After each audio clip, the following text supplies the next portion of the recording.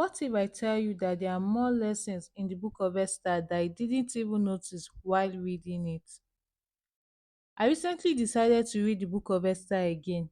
As I read it carefully, I realized some important lessons that didn't occur to me while I read it in the past.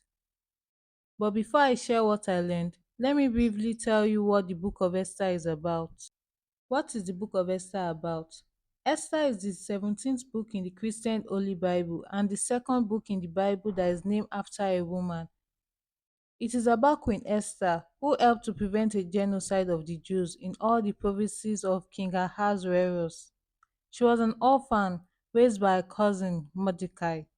After the dethronement of Queen Vashti, Esther was chosen as a queen during a beauty contest. When she heard about Haman's conspiracy to unalive all the Jews, she organized a 3-day dry fast among the Jews. On the third day of the fast, she went to meet the king in his inner court when he did not send for her. This was against the law and its penalty was death, but she found favor in his sight. She requested a banquet and invited Haman. On the day of the banquet, she reported Haman to the king. The king went out in anger.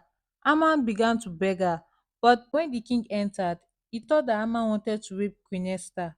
This made the king very angry and he ordered the execution of Haman. So that was how Haman was hanged on the gallows that he had prepared for Mordecai.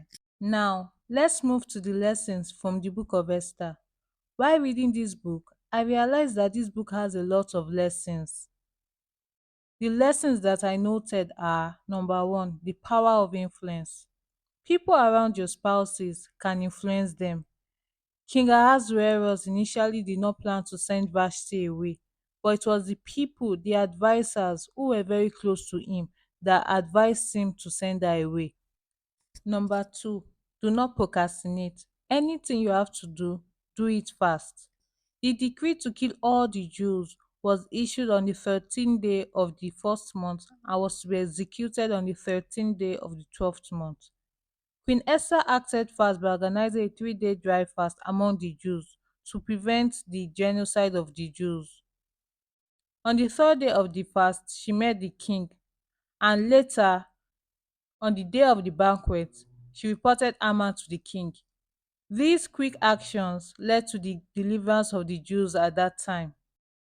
Number three, do not generalize. Don't do evil to a group of people just because someone from that group offended you.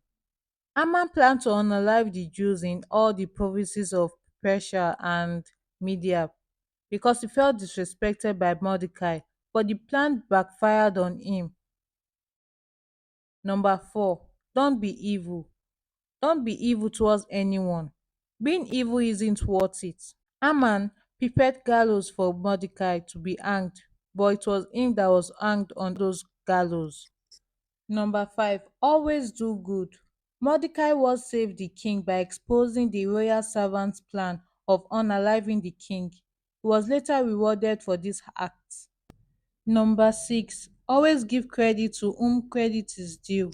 When Mordecai exposed the conspiracy of the servants to murder the king, Queen Esther gave credit to Mordecai while reporting it to the king. What Mordecai did was written in the Book of Remembrance.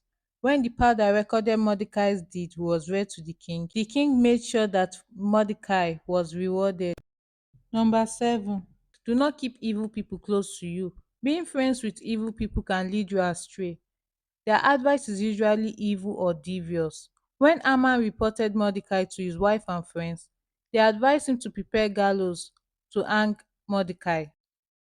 Haman's life was ended by those same gallows he had prepared for Mordecai based on the advice of his loved ones. Now, these are all the lessons that I learned from the book of Esther. It is a very interesting book that I believe everybody should read.